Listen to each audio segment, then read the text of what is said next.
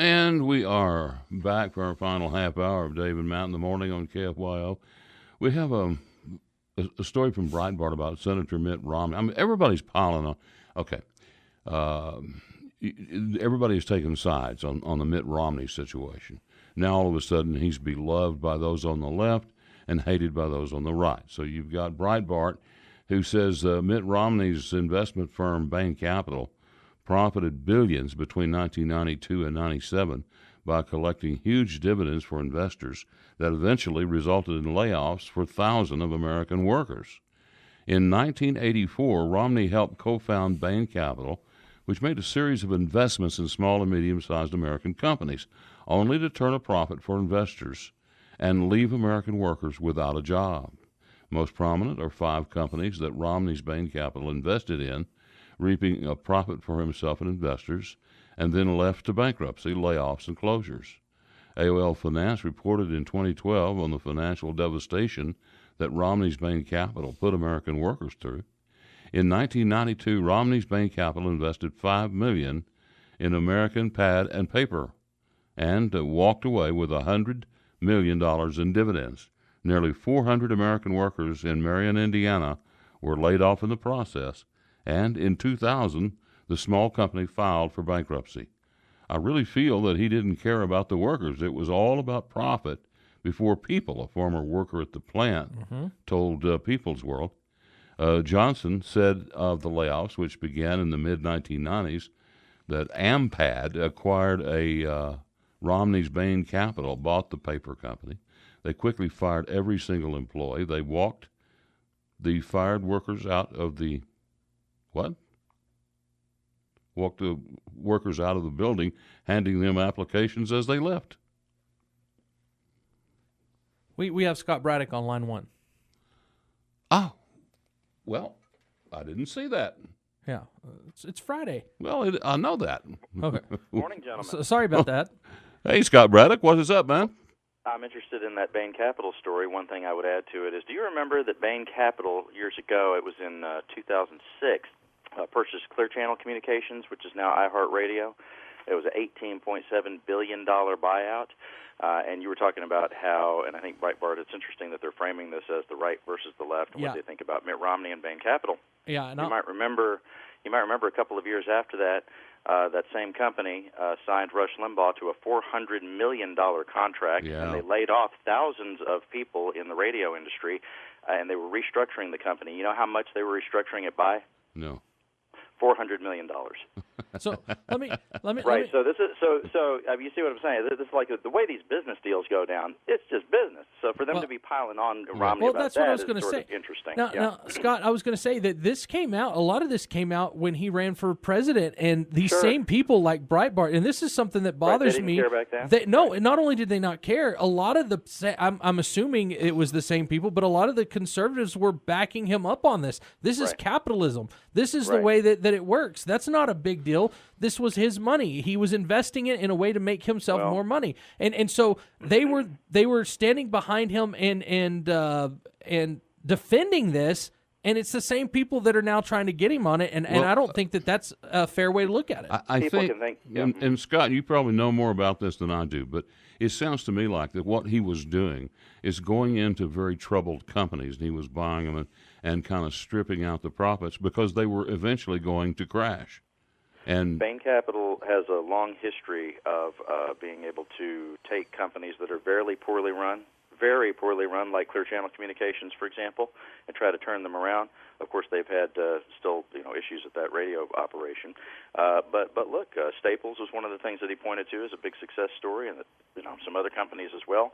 But whatever people think about, what Matt said, it's right on target. Most conservatives at the time had said, look, this is just capitalism. This is the way it works, and if you don't like it, then you can shove it. Basically, that's what the argument was at the time.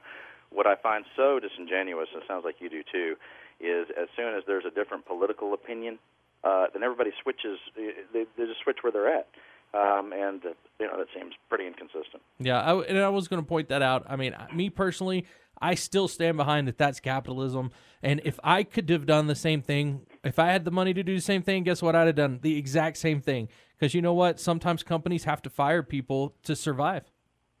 Yeah. Well, or to give Rush Limbaugh $400 million. Hey, whatever you got to do, right? Either way, look, I think it's attack the guy for, if you don't agree with what he did, then attack him for that. It's always, they have to dig up some other thing that has nothing to do with what he said. And so, I saw that the president was upset about the fact that Romney had invoked his faith, and I know a lot of folks are piling on Romney, saying, well, he's using his faith as a cover on this sort of. I don't know that I agree with that. He sounded genuine to me. I think one of the guys over at Breitbart actually said, look, either the guy is a very good actor, Romney, when he's talking about his faith in that speech, or he really, really does believe this, and he may pay some sort of political consequence. I don't think he's up for re-election for 4 years, though. Yeah, so he's still. Not much, and they don't have recall in Utah, so there's not much they can do. Well, that's what I'm saying. To make people were talking about recalling him, they'd have to create a new law before they do it. It's just not going to happen. Yeah. But the one thing that I would say is that the Washington Examiner, to me, has the best critical article on Mitt Romney that I've seen, and that is the fact that he flip-flops all the time. Like, he's a big flip-flopper. He was in Massachusetts, he was pro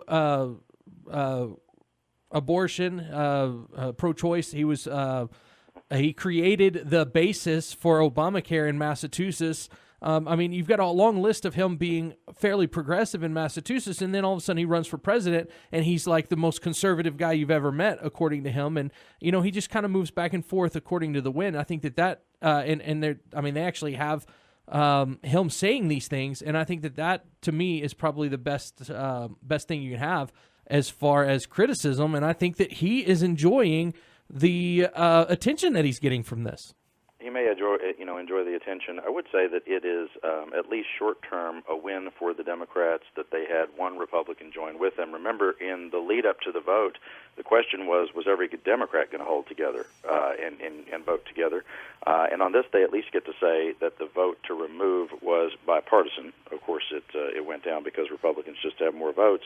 But look, I think in the long term, gentlemen, I'm not sure how much the impeachment, one way or another, is going to factor into this election. Think about how many. I mean, it will be some factor, of course, but think about how many more things can happen between now and November. I've been pointing out that very same thing. Beginning of there's something brand new that's an outrage every single day, and I tend to think this will be so far in the rearview mirror by the time we get to November. It won't matter that much. Well, don't you? The thing that strikes me is his approval rating after the impeachment is higher than it's ever been. It's been going up, and look, I think we saw, and we talked about it last week, the very first backlash to the impeachment proceedings as they were playing out in that special election down in Fort Bend County for a Texas House seat, where it was a Republican district, and I think it only served to solidify partisan positions. Nobody changed their mind about what they think about President Trump, through the process or through the actual vote. Wrapping things up last week. And so, look, it'll be part of what happens in this election. I do think that, I've thought this for a while, that the way that the Speaker was handling the articles of impeachment had more to do with the Democratic primary and maybe trying to help Biden.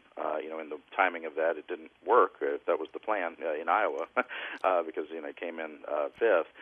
But, you look at what is happening in the Democratic Party. They have a left wing that is very interested in this issue, in impeaching President Trump. And a lot of the incumbent Democrats in the House wanted to go ahead and vote to impeach him, get that done, get that vote out of the way so that they can focus on the things that they want to talk about in the election, which is health care and the like. Yeah. So let me ask you this. You've got, number one, Biden looks like he's backing off some of his campaigns there in New Hampshire. Does that mean that he might be completely out of the race at this point?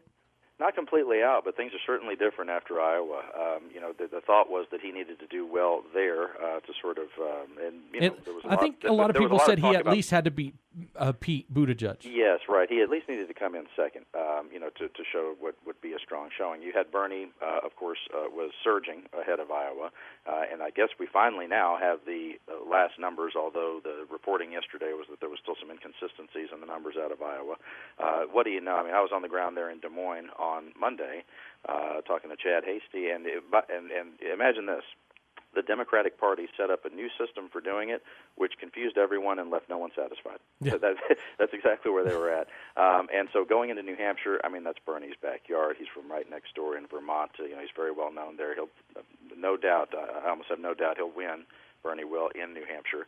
And then the question is, how does Pete do? And I thought that Buttigieg, by the way, I think he really played it smart. The people who I could think of who would declare victory when there are 0% results in, the other people that came to mind immediately were Bill Clinton, Donald Trump, and Dan Patrick.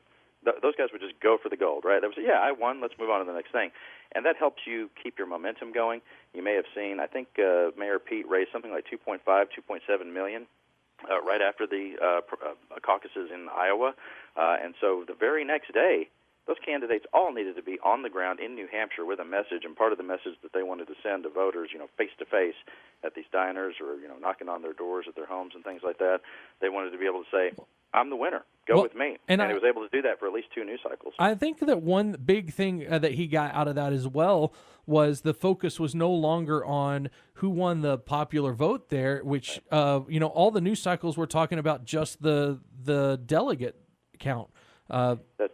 And so it was all about Pete Buttigieg. Even though Bernie Sanders won the popular vote, they're not even talking about that now. Their candidacy for their campaign for Mayor Pete, they played it like a hand of poker. They're bluffing, and it looks like they bluffed their way to the win for at least 2 or 3 cycles. Yeah. Well, and we'll see what happens in New Hampshire. But again, if he comes in ahead of the other moderates, it puts him in a pretty good position moving forward. Now, that being said, we've got one other candidate that is popping up, but he won't be there until pretty much Super Tuesday, and that's Michael Bloomberg. What chance does he have with all these other moderates getting their name out there and having these I guess, primaries under their belt? Does he still have a good chance of pulling out Super Tuesday? I think so, and the surging of Mayor Pete in Iowa, even if Pete himself doesn't make it, for the long haul here, I think one of the things that his sort of tie with Bernie in Iowa, and if he does well in New Hampshire, it'll mean that for guys like Bloomberg, who are more toward the moderate, part of the party in the Democratic Party, it means that there's a real shape to this now as far as which are the more progressive candidates that are being preferred by the voters versus which are the more moderate candidates. And you have the more moderate candidate now being Pete, the progressive being Bernie instead of Elizabeth Warren. At least right now, that's sort of the story. But we'll see how it shapes out as they move on to New Hampshire, South Carolina, Nevada, and then on to Super Tuesday with us in Texas. Do you see anybody jumping out before Super Tuesday at this point? At this point, I don't, because it's so muddled. I mean, somebody would have to do really, really badly in New Hampshire and South Carolina. I think South Carolina is more indicative of where the Democratic Party is because we're finally getting onto some of the more diverse states. We're talking when you talk Iowa and New Hampshire, and again, I was there on Monday. It is true. I mean, it's all white people. Yeah. And as you move on to those other states, you start to see the diversity, and I think those candidates want to test their mettle with those voters as well. Hey, man, we appreciate you calling. Love the Friday exchange with you. We're up against the clock, and we got to run. Don't forget, you can get more from Scott at thequorumreport.com. Thanks, you go. Y'all. Talk soon. Bye-bye.